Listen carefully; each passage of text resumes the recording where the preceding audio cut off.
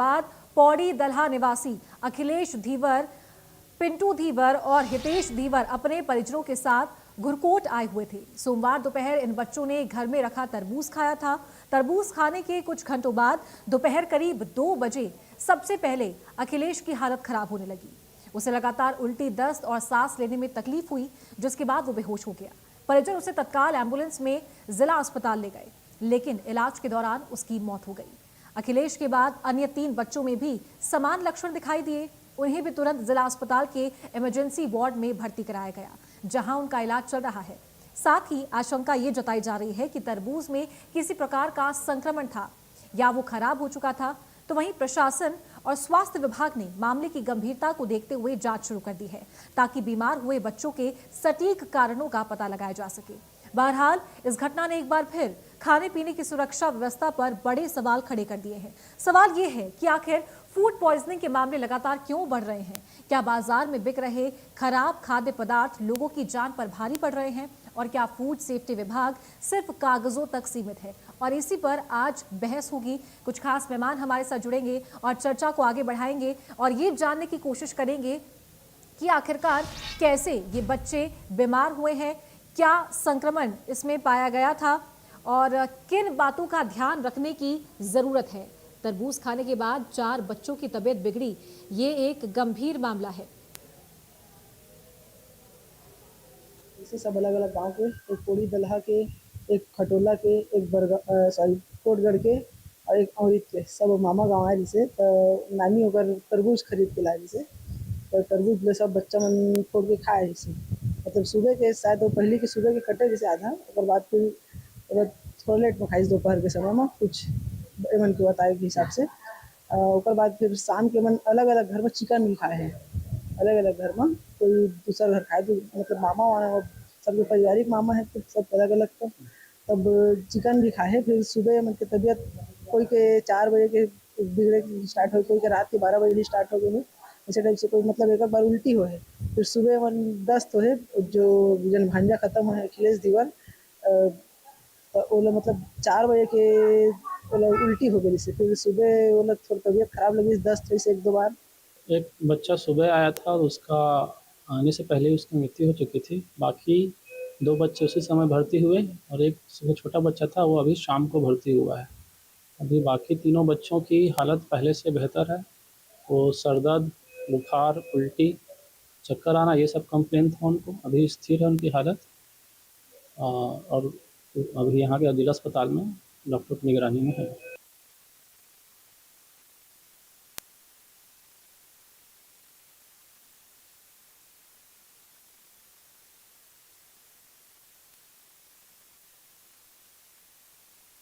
शिकार हुए हैं बच्चे और एक किशोर की मौत भी हो गई है। फूड पॉइजनिंग के चलते एक बच्चे की मौत हो गई और बाकी जो बच्चे थे उनमें भी ये समान संक्रमण पाए गए थे। 3 बच्चों का अस्पताल में इलाज जारी है। उल्टी, दस्त और सांस फूलने की शिकायत इन बच्चों में पाई गई है। तो प्रशासन ने ये जो तरबूज है इसका सैंपल लिया है, जांच के लिए इसे भेजा है और प्रशासन साथ ही स्वास्थ्य विभाग ने जांच पड़ताल शुरू कर दी है। ये गंभीर विषय है क्योंकि आजकल किसी भी सब्जी या किसी भी फल की अगर बात करें तो ना तो वो ताज़ा होता है और ना ही वो इतना शुद्ध होता है या वो ऑर्गेनिक होता है कि उसे खाया जाए। और इतना विश्वास आजकल मार्केट में जो चीज़ें बिक रही हैं उन पर किया जा सकता है। और चलिए इस खास चर्चा को आगे बढ़ाएंगे। हमारे साथ कुछ मेहमान भी जुड़ गए हैं। रीना बराई, पोषण विशेषज्ञ हमारे साथ जुड़ रही है। रीना जी, बहुत स्वागत है आपका इंडिया न्यूज़ पर। साथ ही हमारे साथ जुड़ रही हैं सारिका श्रीवास्तव, आहार विशेषज्ञ। सारिका जी, आपका भी बहुत बहुत स्वागत है। तो सबसे पहले रीना जी, मैं आपके पास आना चाहूंगी। ये मामला जो सुना आपने कि तरबूज खाने की वजह से बच्चों की तबीयत बिगड़ गई है। हालांकि अक्सर ये माना जाता है और देखा भी जाता है कि कोई भी फल या सब्जी ज्यादा देर तक काट के रखा हुआ अगर होता है तो उसे नहीं खाना चाहिए, और खासकर तरबूज के लिए तो ये बात कही जाती है। क्या आपको लग रहा है कि क्या इसके पीछे वजह हो सकती है कि इन बच्चों की तबीयत बिगड़ी है और एक बच्चे की तो मौत भी हो गई है?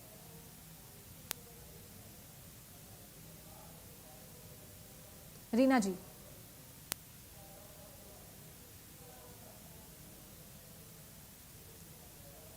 रीना जी, क्या आप तक मेरी आवाज पहुंच पा रही है? रीना जी, आप अनम्यूट कीजिए। तब आपकी आवाज़ हम तक पहुंच पाएगी।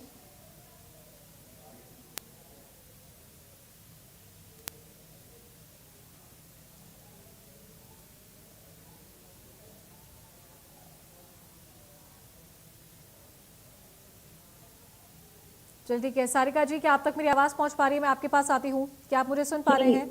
जी हाँ मैम, बिल्कुल बिल्कुल आवाज पहुंच पा रही। मेरी आवाज आ रही है आपको? जी जी बिल्कुल। सारिका जी, आपसे मैं जानना चाहूंगी हाँ जी वही वही सवाल मेरा कि क्या जी लगता है आपको कि क्या वजह हो सकती है इसके पीछे? वही मेरा सवाल कि अक्सर ये कहा जाता है कि कोई भी फल हो या सब्जी हो उसे ज़्यादा देर तक काट के नहीं रखना चाहिए, जी और तरबूज के लिए ये बात अक्सर जी। कही जाती है। क्या संक्रमण हो सकता है, क्या इसके पीछे वजह? देखिए, सबसे पहली बात क्या होता है कि जब कोई फल को काट कर रख देते हैं हम लंबे समय तक, और गर्मी इतनी ज्यादा पड़ रही है इस बार, तो बहुत जल्दी उसमें क्या होता है कि इन्फेक्शन होकर बैक्टीरिया के जमा होने की संभावना देखी जाती है। कि बहुत ज्यादा तादाद में यदि बैक्टीरिया का जमाव हो जाता है तो ये फल जो होता है हमारे लिए पॉइजनस हो सकता है। जहाँ वो हमारे स्वास्थ्य के लिए जब हम ताजा खा रहे हैं तो बहुत अच्छा होता है, परंतु यदि हम उसको लंबे समय तक काट कर छोड़ देते हैं या फिर उसको वैसे ही खाते हैं तो निश्चय ही उसमें फंगल इन्फेक्शन या बैक्टीरियल इन्फेक्शन होने के चांसेस होते हैं। और ऐसे समय में जब इसका हम सेवन करते हैं तो डेफिनेटली वो हमारे शरीर में जो है एडवर्स इफेक्ट डालता है, जिसके कारण वॉमिटिंग होना, नौशिया होना, या फिर जैसे उल्टी होने के अलावा जैसे एसिडिटी की प्रॉब्लम, ये सारी जो समस्याएं हैं वो देखने में मिल सकती हैं। बिल्कुल। रीना जी, क्या आप तक मेरी आवाज़ पहुंच पा रही है?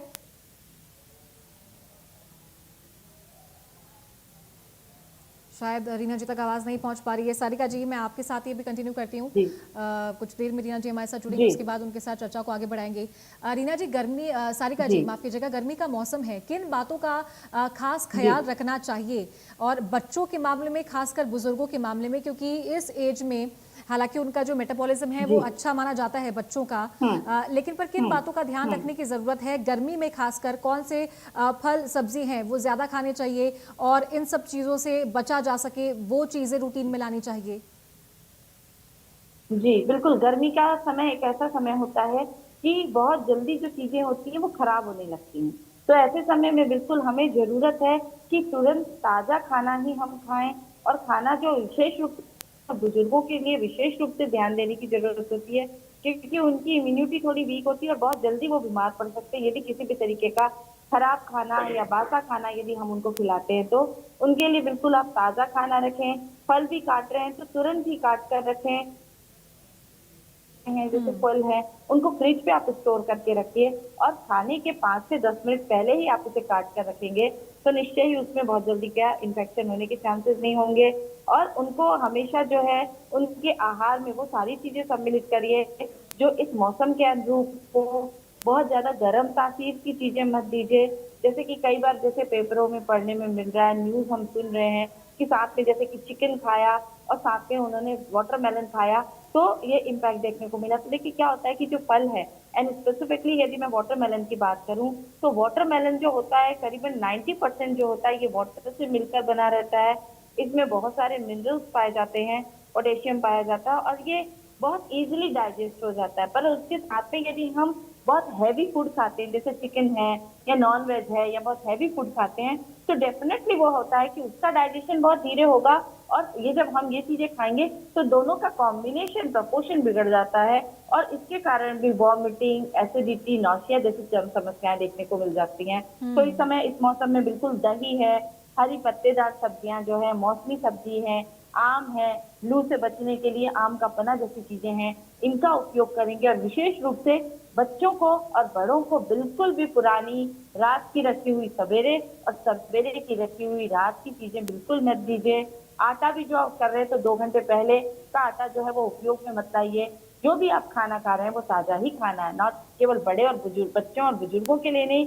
ये तो सलाह मेरी सबको रहेगी, ये सबके लिए सलाह रहेगी। बिल्कुल इस मौसम में ताजा खाना खाइए और ऐसी चीजें खाइए, बिल्कुल गरिष्ठ भोजन से बचने की इस समय जरूरत होती है। बिल्कुल तली भुनी मिर्च मसालेदार चीजों का त्याग करके हल्का और सात्विक भोजन इस समय करना चाहिए। बिल्कुल। रीना जी, क्या आप तक मेरी आवाज़ पहुंच पा रही है? रीना जी, आप अनम्यूट कीजिए, तब हम आपको सुन पाएंगे।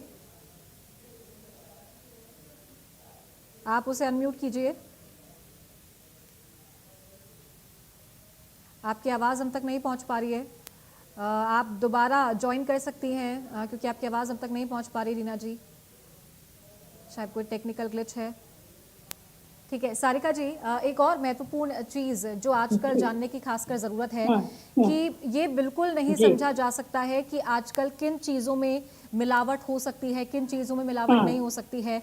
और इसी मिलावट के चक्कर से बचने के लिए लोग ये भी बचाव करते हैं कि वो बाहर की चीज़ों का कम से कम सेवन करें, क्योंकि आजकल जिन चीज़ों में सबसे ज़्यादा जो वाटर कंटेन है वो पाया जाता है, फिर वो खीरा हो, वो तरबूज हो, वो खरबूजा हो, ये चीज़ें गर्मियों में सबसे ज़्यादा खाई जाती है। लेकिन इनको पकाने की जो प्रक्रिया है उस पर सभी को संदेह होता है। तो कैसे इन सब से बचा जाए, क्योंकि अगर नहीं खाएंगे तो वो पोषण नहीं मिलेगा शरीर को, और अगर खाएंगे तो बीमार तो वैसे ही हो रहे हैं। देखिए कई तरीके होते हैं, जैसे फल की शुद्धता की हम जांच कर सकते हैं। जब आप कभी तरबूज खरीदने जा रहे हो तो विशेष रूप से इस बातों का ध्यान रखना है कि जो तरबूज है वो जो है उसमें हमेशा इवन शेप का लीजिए। और आप कभी भी उसको जब आप थोड़ा सा टच करेंगे, टैप करेंगे, तो तरबूज से अंदर से एक हॉलो साउंड आना चाहिए।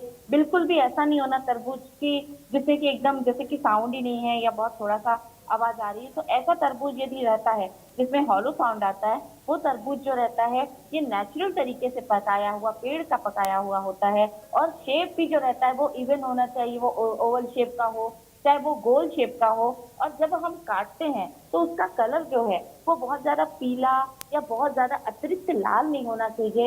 एक नॉर्मल रेड कलर का तरबूज जो रहता है वो नेचुरल रहता है, क्योंकि आजकल बहुत सारी चीजें जो है वो जो होते हैं उनको पकाया जाता है, इंजेक्ट करके पकाया जाता है, और निश्चय ही वो हमारे स्वास्थ्य के लिए बहुत हानिकारक हो सकते हैं। तो इन बातों का ध्यान रखेंगे। और खाने में यदि टेस्ट कर रहे हैं तो उसमें यदि एकदम अननेचुरल स्वीटनेस है या एक स्मेल होती है, जैसे कि केमिकल वाली स्मेल आ रही है, यदि काट के कभी भी जब हम तरबूज खरीदने जाते होते हैं तो हमें काट कर ही दिखाया जाता है तरबूज। तो तरबूज जब आप काट रहे हैं तो उसकी स्मेल को भी आप ध्यान में रखेंगे। उसमें यदि एक थोड़ी सी केमिकल वाली स्मेल आ रही है या कुछ एक सड़ी हुई स्मेल आ रही है तो वो ऐसा तरबूज आप बिल्कुल भी मत खरीदिए। तरबूज खरीदते समय इन सारी बातों का आप ध्यान रखेंगे। और शेप भी जो है वो इवन होना चाहिए, कहीं भी थोड़े से हम या कहीं पे थोड़े से जैसे कि है उभार नहीं होने चाहिए। और आप जो भी तरबूज खरीद रहे हैं उसकी जो येलो कलर उसका जो है, जो कहीं कहीं पे स्पॉट जो है वो हल्के से व्हाइट या येलो रहे, ऐसा तरबूज खरीदेंगे। और उसकी जो डंठल रहती है, कभी कभी किसी तरबूज में थोड़ी सी डंठल भी लगी रहती है, तो वो ग्रीन डंठल होनी चाहिए। तो इन बातों का ध्यान रखेंगे तो निश्चय ही आप प्रॉपर तरबूज या फल खरीद सकते हैं। और एकदम सिंथेटिक चीजें जो हैं उनसे बचने की जरूरत है। या कभी जो मार्केट में हम देखते हैं कि बहुत ज्यादा कलरफुल चीजें दिख रही होती हैं, देखने में बहुत ज्यादा अट्रैक्ट करती हैं, तो हमेशा सारी चीजों को टेस्ट करके ही लीजिए। छोटे छोटे तरीके हैं जिनसे कि हम इन चीजों से बच सकते हैं। और अपनी डाइट में इस समय विशेष रूप से हमें ध्यान रखने की जरूरत है। ठीक है, एक बार फिर से मैं रीना जी से बात करना चाहूंगी। रीना जी, क्या आप तक मेरी आवाज पहुंच पा रही है?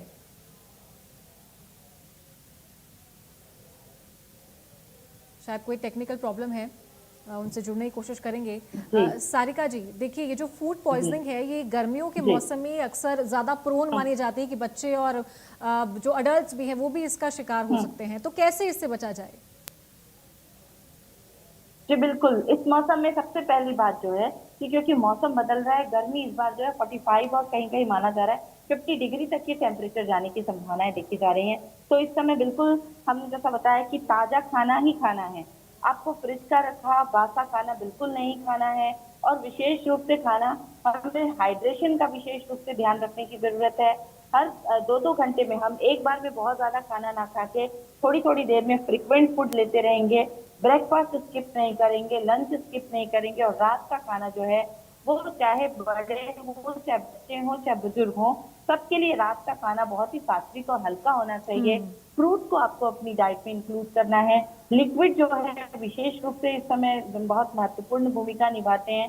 तो लिक्विड जैसे कि ऐसी लिक्विड ना लें जैसे कि कोल्ड ड्रिंक्स है या जूसेस की जगह आप घर के बने हुए जो चीजें हैं, जैसे गुड़ का शरबत है, गोंद कतीरा का शरबत है, इसके अलावा लस्सी, मठा और बेल का शरबत जैसी चीजों को अपनी डाइट में इंक्लूड करिए।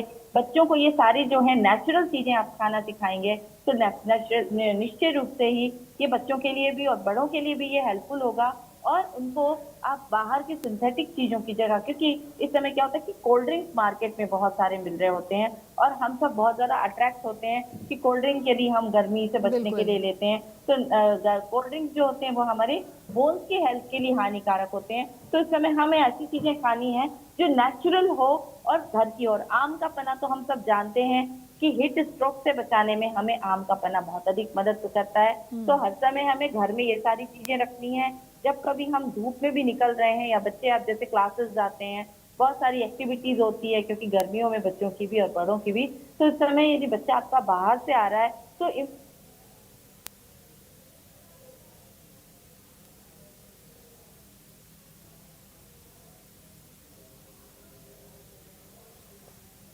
शायद तकनीक खामी के चलते उनसे संपर्क टूट गया है, लेकिन काफ़ी इंफॉर्मेटिव चीज़ें बताई हैं सारिका श्रीवास्तव ने कि किन चीज़ों का ख्याल हमें रखने की खास ज़रूरत है इस गर्मी के मौसम में, और कैसे ये जो बीमारियां अक्सर गर्मी के मौसम में देखने को मिलती है, चाहे वो फूड पॉइजनिंग हो, उल्टी दस्त की शिकायत हो, उनसे बचने की ज़रूरत है। जी सारिका जी, आप कंटिन्यू कीजिए। हाँ जी मैम, तो जी। ये सारी चीजों का ध्यान रखना है। और आप हमेशा नींबू पानी है, आम का कच्चे आम का पन्ना है, ये जैसी चीजें हैं। और आप गोंद कतीरा का शरबत, पर प्रेग्नेंट लेडीज को गोंद कतीरा का शरबत नहीं लेना चाहिए। इसके अलावा गुड़ का शरबत भी मैं घर में रखने को बोलूंगी हमेशा। नेचुरल चीजों से जाइए आप, लस्सी है, बटर मिल्क है और बेल का शरबत, ये सारी चीजें जो होती हैं हमारे हेल्थ के लिए बहुत अच्छी होती हैं। और छत्तीसगढ़ की यदि मैं बात करूं तो छत्तीसगढ़ का एक जो है एक पेटेंट फूड है जो कि बोरे बासी के रूप में जाना जाता है। तो नॉर्मली ये हमें खाना ही चाहिए। और ये आप बोलेंगे कि ये बासा खाना है, परंतु ये जो होता है इसके बारे में अमेरिका में भी रिसर्चेज हुए हैं, यूएस में भी रिसर्चेज हुई हैं। और उससे ये पता चला है कि गर्मी के दिनों में यदि हम बोरे बासी का सेवन करते हैं तो हमारी ये ब्लड प्रेशर को, शुगर को कंट्रोल करने में मदद करता है।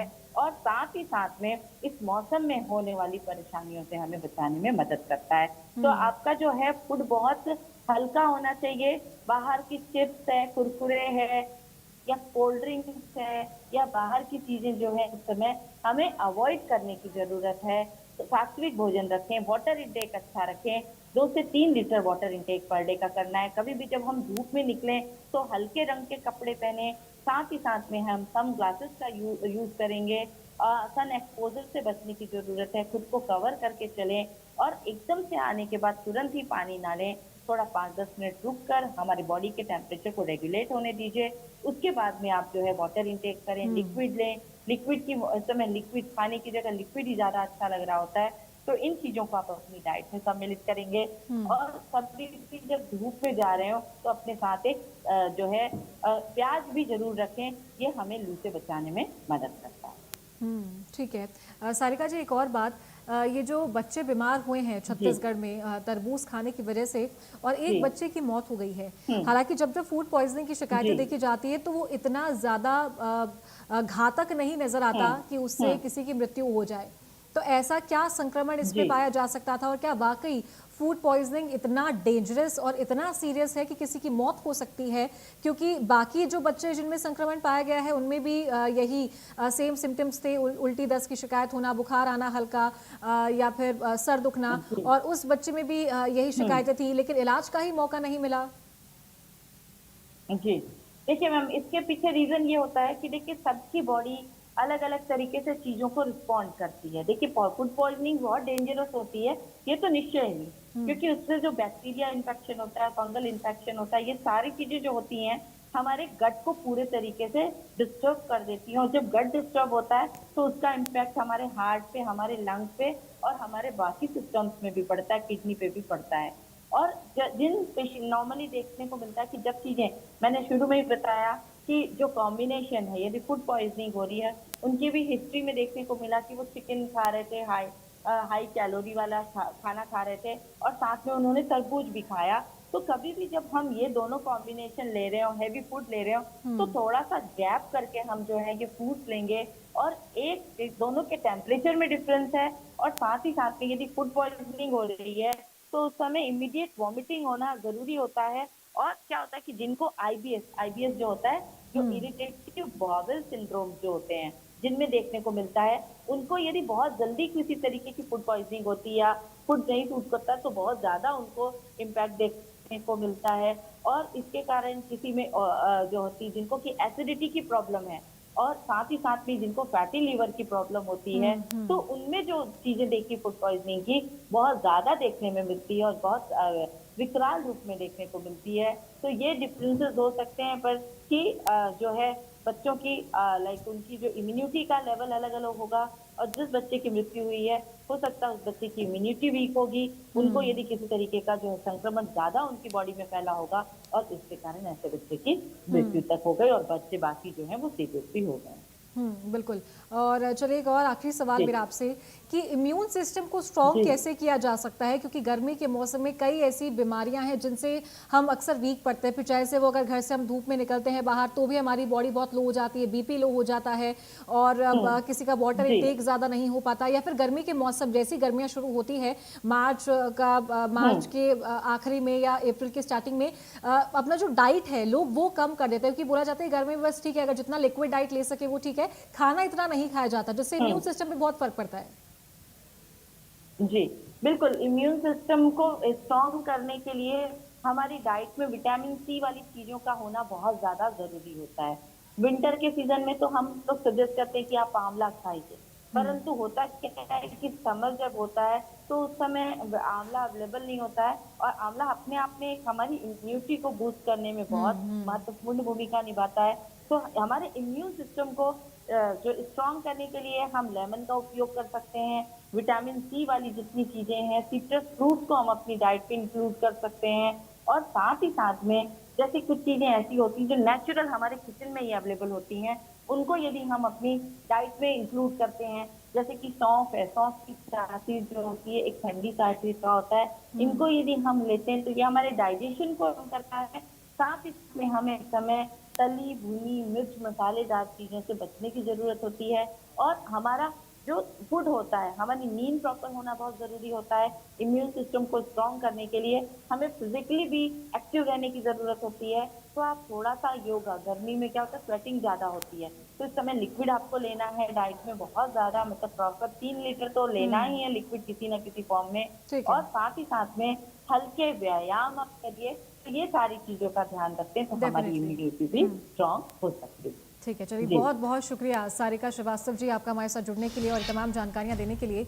और देखिए ये समझने की ज़रूरत है कि गर्मी का मौसम है तो आपको किस तरीके से खुद को फिट रखना है।